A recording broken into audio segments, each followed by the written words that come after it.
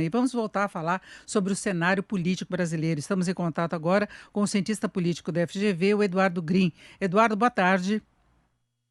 Boa tarde, Denise. É um prazer estar com você e com os ouvintes da Jovem Pan mais uma vez.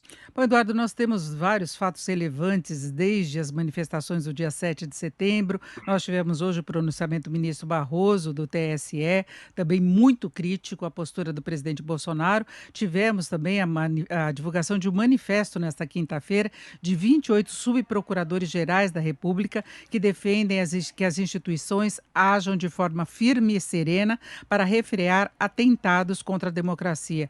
O texto diz ainda que atos antidemocráticos e golpistas de 7 de setembro a representar uma triste demonstração da falta de apreço pelos valores democráticos. Abre aspas, pugnamos pela atuação firme, serena e intransigente das instâncias competentes de controle e responsabilização no sentido de refrear os atentados ao Estado democrático de direito e garantir a sua perenidade. Não é? Os subprocuradores estão se manifestando, nós já tivemos também manifestos de associações aí de juízes, né, contrários a essa discussão toda que se tem em relação a desrespeito à posição do STF. Aí a manifestação dos caminhoneiros, que tem uma conotação política desta vez, não é, também de apoio às posições do presidente Jair Bolsonaro. E eu queria acrescentar, antes da sua análise, Eduardo, a questão das manifestações marcadas para o próximo domingo, que estão conseguindo adesão de outros grupos. Ela tinha uma conotação de direita, de ex-apoiadores do presidente Bolsonaro. Agora, Ciro Gomes já disse também que vai participar, assim como outros partidos de centro-esquerda. Talvez haja participação até de partidos de esquerdas, como o PSOL e o PT. Eu queria saber como é que você vê esse momento político do país. Bem, Denise, de fato é um momento bastante complexo e acho que a primeira questão importante é que mais de 30 anos depois de finalizado o regime militar no Brasil, com todas as sequelas que ele representou em termos econômicos, sociais, da repressão política, do atentado à liberdade democrática, o país, mais uma vez, esteja colocado diante de uma discussão deste tipo que parecia sepultada de uma vez por todas na nossa história. Então, acho que o que vem acontecendo é gravíssimo, porque isto vem corroendo a confiança da população e da sociedade no funcionamento das instituições democráticas.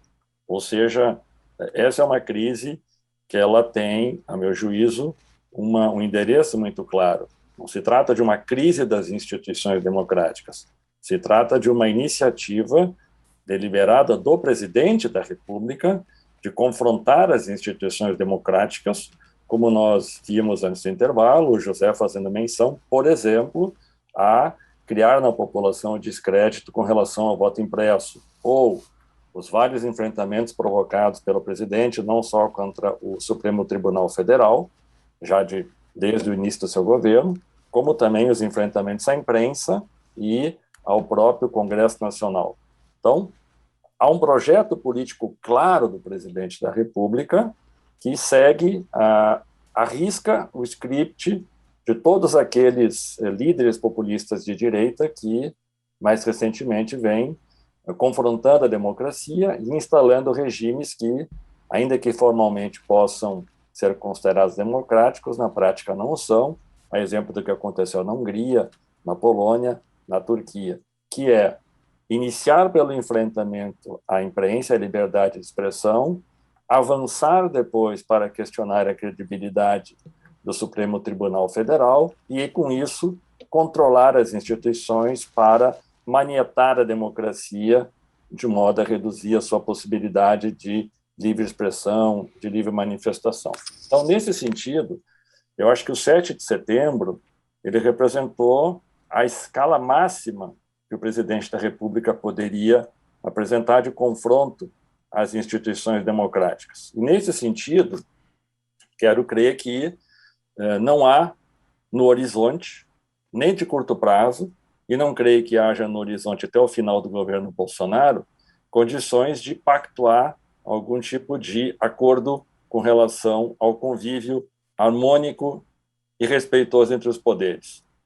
Porque Bolsonaro está preso a uma narrativa política e eleitoral que faz com que, se ele recuar qualquer milímetro em relação ao discurso que ele vem fazendo, ou o incentivo à desobediência civil, ou desrespeito às ordens do Supremo Tribunal Federal, como ele mencionou aqui no discurso de São Paulo, isso significará para ele uma perda de capital político cada vez menor que ele tem nesse grupo mais radicalizado de eleitores, que todos nós chamamos do bolsonarismo raiz. Então, por conta desse cálculo eleitoral, Bolsonaro dificilmente, para não dizer de maneira muito improvável, irá recuar da maneira como ele tem se comportado.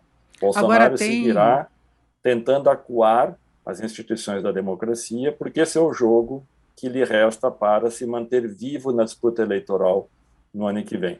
Então, agora, Eduardo nesse Grim, sentido, eu acho que... Pois não. desculpa interromper, eu só queria acrescentar um ponto. Você falava dessa questão de o presidente não poder recuar, mas dependendo das circunstâncias, esse recuo é necessário, como aconteceu em relação à mobilização dos caminhoneiros, que tem uma conotação claramente política, embora alguns coloquem a questão econômica também dos preços dos combustíveis, mas tem uma manifestação contra o STF, contra essa estrutura que nós temos aqui no país, e o presidente pediu para eles pararem. Então, dependendo das circunstâncias, tem um certo recuo. Sim, eu estou dizendo que não tem recuo em relação aos objetivos políticos do presidente, que é o confronto ao STF e a todo tipo de instituição que, a seu juízo, reduz o uso do poder discricionário que ele julga ter. Os caminhoneiros, como os evangélicos, como as polícias militares, são sabidamente grupos muito importantes no cálculo político eleitoral do presidente. E, portanto, aí há condições do presidente controlar. Mas o que eu me referi era mais o enfrentamento às instituições. Porque Bolsonaro partilha de uma visão política que, se ele foi eleito, ele representa, como ele disse aqui, o povo.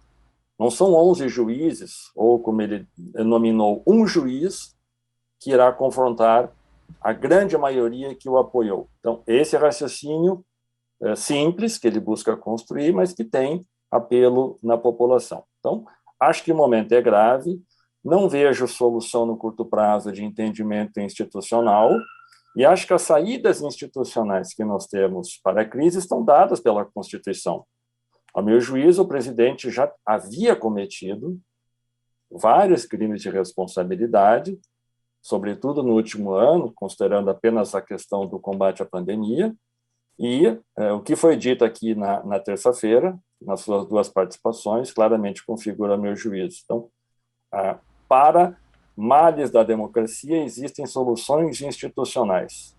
E se nós seguirmos nessa toada daqui para frente, com o aumento da gasolina, o aprofundamento da crise econômica, a crise hídrica, o desemprego que não para de crescer, a descrença internacional do Brasil provocada pela corrosão democrática e também pelos ataques do governo ao meio ambiente, certamente vão criar uma situação de muita dificuldade no convívio do governo com os poderes, do governo com a sociedade. E aí entra um outro componente, Denise, que me permite, se eu queria trazer para a nossa discussão, que é este governo ele tem um método claro, que é de buscar a aposta no caos, de buscar a aposta naquilo que pode ser a confusão e a anarquia, imaginando que com isso será possível e necessária a intervenção das Forças Armadas e Militares e, portanto, ele aproveitará-se dessa situação. Então, diante desse raciocínio político do presidente, acho que o momento é grave, repito, porque eu não vejo luz no fim do túnel para apaziguar os ânimos e controlar esse tipo de comportamento do presidente.